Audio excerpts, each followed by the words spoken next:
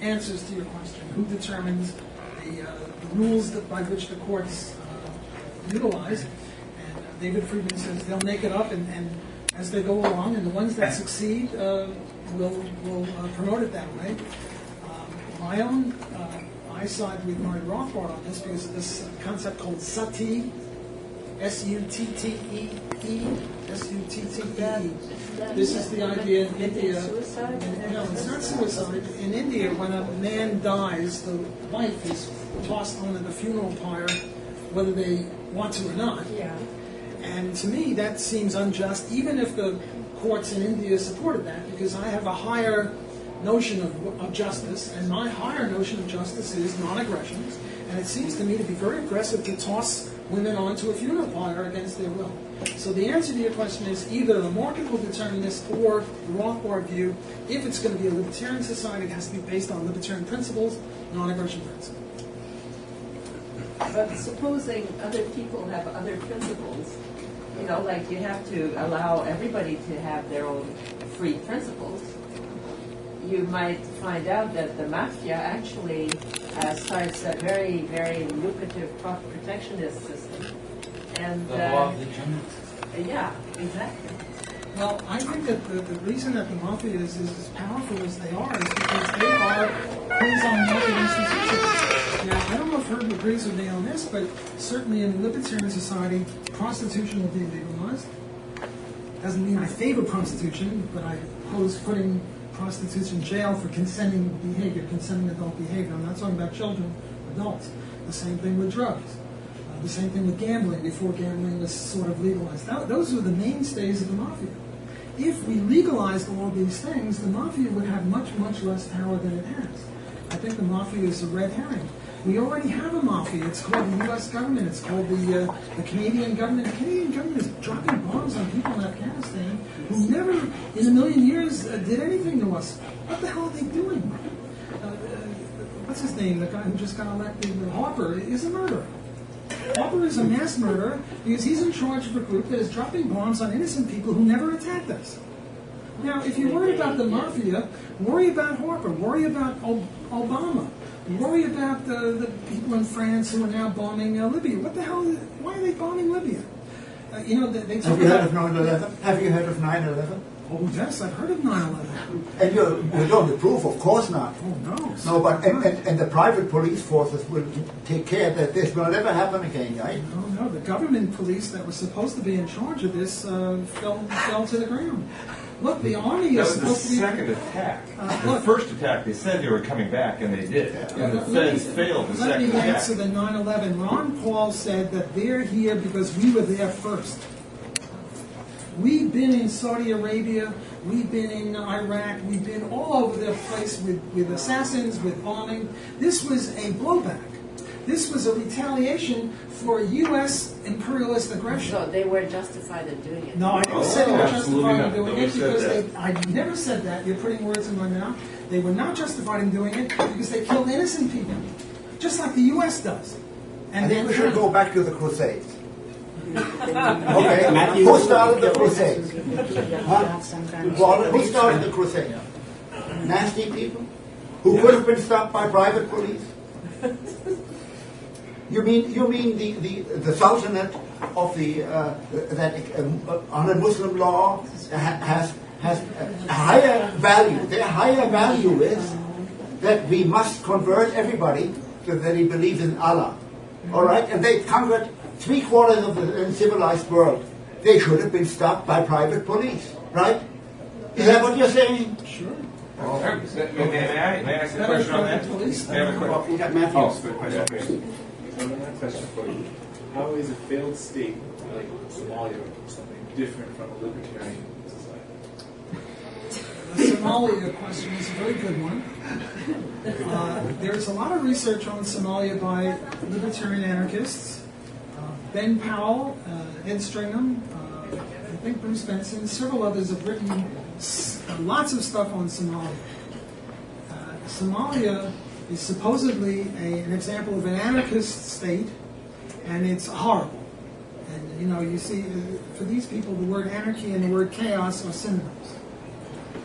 But what Ben Powell does is he says, look, you have to have ceteris paribus. You have to hold other things equal. You can't compare Somalia with Switzerland. The people in Switzerland are different than the people in Somalia. The only fair comparison with the people of Somalia are the people in the countries around Somalia. And what he does is he looks at the GDP and he looks at the economic freedom. He's a big fan of the economic freedom index that Herb spoke about. And he finds out that the Somalian people are doing slightly better than their neighbors. They don't have full anarchism. They certainly don't have free enterprise anarchism. They've got a little bit of chaos. But the other countries are also chaotic, even though they've got governments. They're called the failed states. So if you hold things constant, if you compare like with like, Somalia doesn't look so bad. If you compare Somalia with Canada, well then Somalia looks horrible. But it's not because of the lack of government, it's in spite of the lack of government, I would say. And because of it, in spite of, is a very much more important thing than the mere statistical correlation. Yes, there is piracy. And the governments that are supposed to stop piracy are failing. It's the governments that failed to stop 9/11, first by sticking a fist or a stick into a hornet's nest and then failing to stop it. And somehow this is private enterprise's fault. I have one other. It's very interesting the way these discussions stimulate thought. And on this issue of the Indian society condoning the burning of widows. Now you say by your elated high moral standards, this is horrible and should be prohibited. Now, let's assume for a moment, which I think may be close to the truth, that in that society, the primary concern is over what happens in the afterlife. And they believe that they're doing their wives a service for eternity to be in heaven or come in other incarnation that is better by doing what they are doing. Their standards, they believe, are very, very high. Now, how do you resolve this conflict between your standards that oppose it and the standards of the guy who pushes his wife because he thinks, or the society that pushes the wife in there because they believe they are saving her for better afterlife? Well, as a libertarian, I have no views about the afterlife. That's an orthogonal question. All I ask is, are these women willing to do it or not? And if the women are willing to do it, then Lewis's mistake notwithstanding, if they're willing to do it, then it's okay. But they're not willing to do it. They're pushed against their will. They're going like this. So I don't have to answer the question of, will they go to heaven or not? I don't know. I don't know about heaven. As a libertarian, I have no views on that. But you have absolute standards of morality. Yes, I have absolute standards of morality. And the absolute standards of morality is you keep your cotton-picking mitts off of other people and their property. You don't steal their pens and you don't push them. Now, if they agree, as in voluntary sadomasochism or in boxing, or if the woman agrees to go on to the funeral party, then fine. Then you're not pushing them either, are you? But then you're not pushing them. But who stops the pushing? But who stops the society? Forces of justice. If the whole society wants first push to happen, then well, it's too bad. The whole society is wrong. Yeah. Look, the whole society of Germany wanted to, at one time, consider Jews as vermin and blacks as vermin and gays as vermin and Romani as vermin. The majority voted for Hitler. Hitler was their boy. It was wrong. 34%. You won the election. You won the He won the election. election. Afterward, there were vast numbers of people that supported him. They were wrong. A majority can be wrong. Just because it's the majority, plurality, majority, it's a difference. okay, obviously it's different, but they can be wrong. And the criteria of right is keep your mitts to yourself. Don't invade other people or their property. It's very simple. And in our personal lives, we obey that. But somehow, when it comes to political philosophy, we forget it. Why? Okay, the rules of the debate were that we're going to have a closing by each of the candidates. So first, is there some question that hasn't been addressed yet? Colin, yes. I would like to ask Dr. Grubel, how would you deal with the relative morality issue? How would you deal with it being right in a certain society, according to a majority, to push a widow onto the funeral? Well, I would suggest that we explain to these people of what we believe and what evidence we have about the existence of an afterlife, etc. Tell them all about Darwin and so on, and hope for the best. I certainly wouldn't want to go in there and coerce them not to do it. I mean, I support Walter in saying that we should try to persuade them that they are wrong. I don't think it's coercion to stop them. It's self-defense. Coercion I reserve for initiation of violence. I call that self-defense. If I was stronger than I am, if I were Arnold and I was very powerful, and I were to go in India and smack those guys who were pushing this woman, I would be a good guy. That would not be coercion. I would be defending, I would be acting in a righteous way. Yes, persuasion is all well and good, but if persuasion doesn't work, you kick their butts. You would end up on the fire.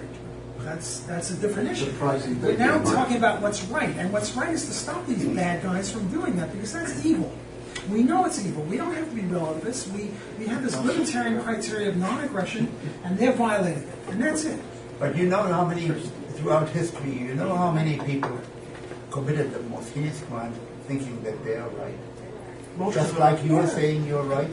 Yeah, but I'm not Scares committing any me. crimes. I'm not committing any crimes. I'm stopping crime. It's not initiating the crime. Right. Dave had a question, right? He's waiting. Okay, sorry. Question for both of you.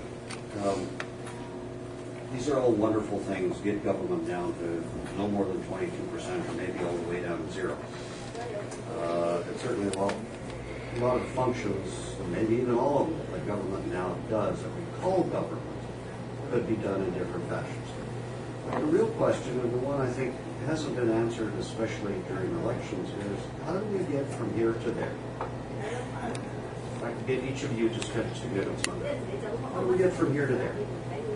You're looking at getting it down smaller. Well, one thing is you can do what I did. Go and sacrifice 4 years of your life and go to Ottawa and try to work from the inside. Join the party of your conviction, Libertarian Party, and try to work. But if you're more realistic and say, I don't want to go all the way to zero, let me just work on the margin, elect some government which pushes down from 40% to 22%, that's your choice. This is what I would say. We have an internal debate at the Fraser Institute among other people who are interested in real world actions that would improve society the way we see it, through persuasion and so on whether we should go and have knock on doors and distribute pamphlets and hold rallies and whatnot, or what we're trying to do is to measure consequences of what's going on, where the costs are that are hidden, like my recent work on mass immigration, under the current policy of selecting people. What are the costs? And just try to plant the seeds. And someday, eventually, maybe something will happen. I die knowing, quite honestly, deep inside, that I've done the best I could.